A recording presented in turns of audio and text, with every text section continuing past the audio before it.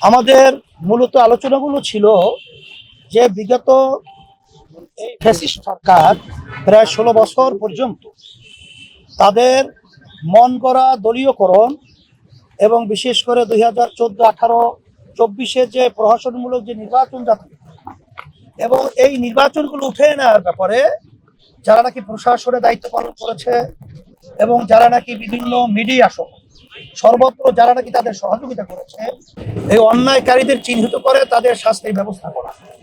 যে পদ্ধতিতে নির্বাচন হইতেছে আসলে এখানে দেখা যায় কালো টাকার দৌরত্ব এবং যেটাকে বলা হয় দলীয়করণ, এই পেশি শক্তির মাধ্যমে আসলে মূলত যারা নাকি যোগ্য দেশ পরিচালনার এবং যাদের দেশের প্রেম রয়েছে এই ধরনের লোকগুলা অনেক ক্ষেত্রে দেশ পরিচালনার দায়িত্ব পায় না।